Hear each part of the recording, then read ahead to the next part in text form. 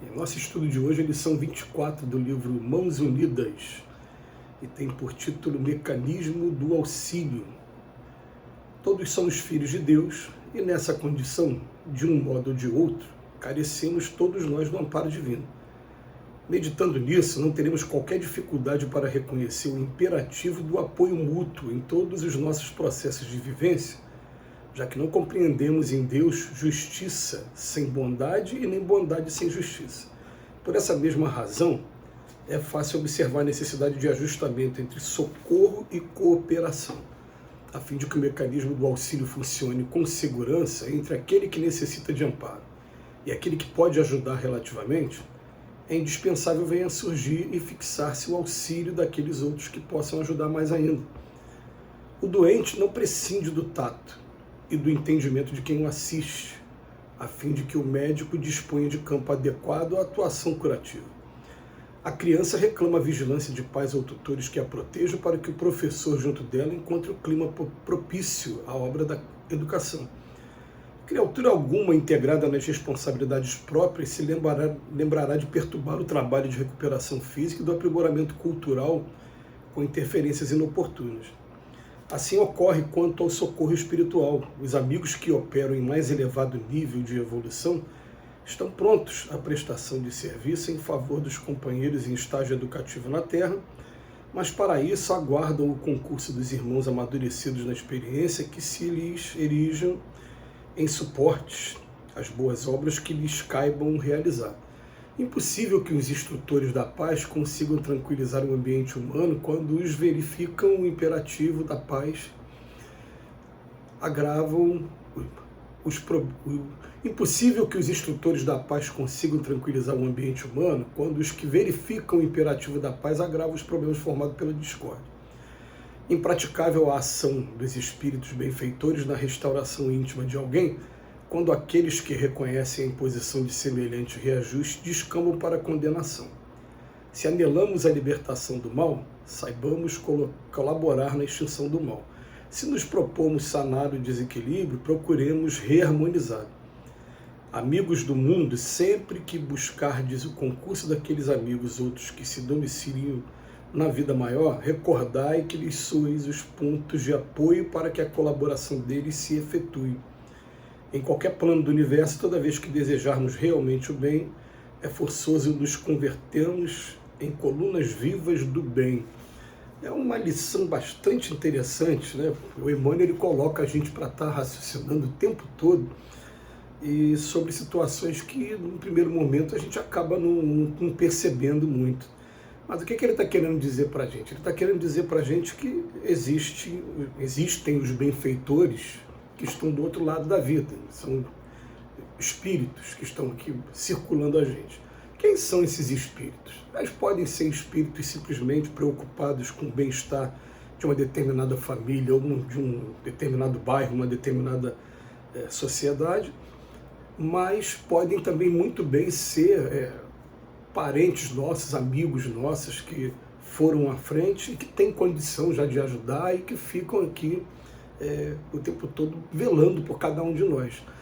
Só que eles, por não terem agora o corpo físico e não terem meios mais diretos de comunicação com a gente, muitas das vezes eles ficam naquela situação da pessoa que tem um conhecimento maior do problema, mas quer ajudar, mas acaba encontrando essas limitações, que são limitações muito significativas.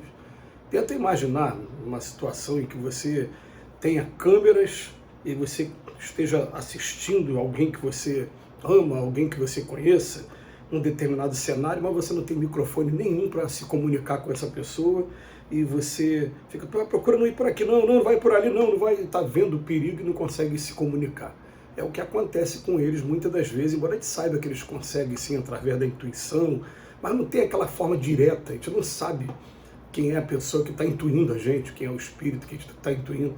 Aqui na Terra nós temos ainda muito pouco desenvolvimento quanto a essa questão de você reconhecer quem é o espírito que está te orientando.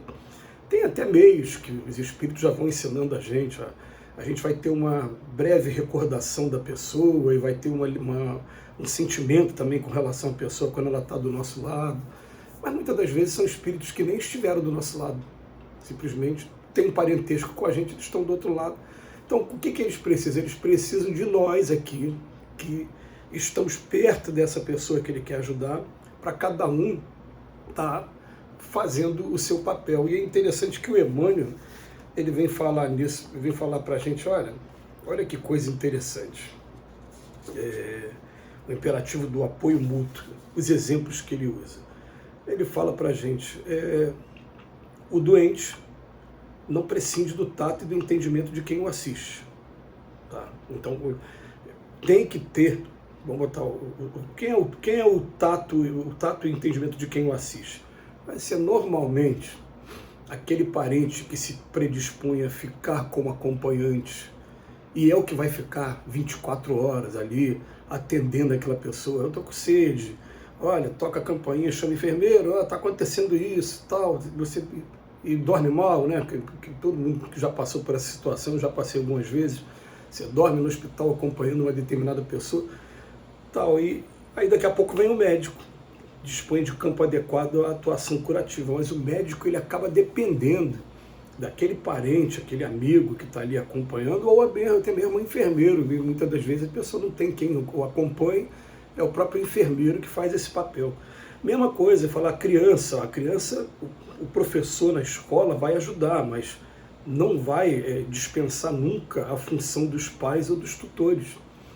Aliás, tem gente até que acha que a professora na escola que vai dar a educação. Não, a educação quem vai dar são os pais dentro de casa, para poder ajudar o professor, criar um clima para que o professor, que de regra aqui entre a gente, ele vai colaborar na formação intelectual, não na formação moral.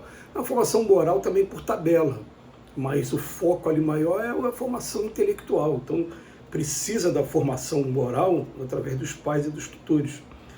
Então, ele fala, criatura alguma integrada nas responsabilidades próprias vai se lembrar de perturbar o trabalho de recuperação física, do aprimoramento de alguém. E ele fala, assim ocorre também quanto ao socorro espiritual. Muitas das vezes, como a gente até viu na lição de ontem, e vou confessar para vocês que quando a gente desligou a câmera aqui do celular na lição de ontem, a gente se emocionou um pouco, porque às vezes os espíritos intuem a gente para que a gente vá ter uma conversa rápida com alguém, e aquela conversa rápida que você tem com aquela pessoa desvia aquela pessoa de verdadeiros desastres morais. Ela estava muito próxima de cometer um crime, ou então até de se suicidar, ou então de enveredar por um caminho que vai complicar aí dentro das leis de causa e efeito, e às vezes uma conversa simples que você teve, um simples gesto de simpatia, de repente dá aquela freada na pessoa e a gente não se dá conta disso. Então é muito interessante que a gente também comece a se preocupar, pelo menos nas preces que a gente faz diária, a prece quando a gente acorda, quando a gente dorme, não só de pedir proteção para a gente, mas também pedir para que, se tiver uma oportunidade de eu estar sendo utilizado como instrumento na mão dos espíritos para poder estar pacificando de alguma maneira, colaborando de alguma maneira, que eu possa estar com os olhos abertos e os ouvidos também abertos para poder estar recebendo esses chamados e cumprindo esses chamados, porque eles, lá do outro lado, precisam da gente aqui, muitas das vezes, como coadjuvantes, não diminuindo o papel de cada um, não tem como fazer isso, até porque, mais uma vez, eles nesse momento não podem ajudar de maneira mais direta. E é uma situação bastante interessante. A gente sabe que todo mundo que está aqui encarnado, a gente tem anjo da guarda, a gente tem espíritos familiares, a gente está aqui num cenário construído para que as nossas provas aconteçam e para que nossas expiações aconteçam. Mas eles estão do outro lado e estão com a função de ajudar a gente também, através da intuição, e ajudar a gente também a enfrentar essas provas. E a gente vai encontrar ainda, né, no nível evolutivo que a gente se encontra, espíritos que nos amam sofrendo às vezes porque a gente toma caminhos equivocados. Não é assim que acontece com a mãe que está aqui encarnada e o filho está vivendo a dependência química, vivendo alguma dificuldade. A mãe sofre, o pai sofre. Eles sofrem também com a gente, precisam muitas das vezes da gente aqui também para a gente estar fazendo o nosso papel. Então, é a gente começar a compreender esse intercâmbio que tem entre o mundo espiritual e o mundo material e o papel que cabe a cada um de nós. Que Jesus nos abençoe hoje e sempre.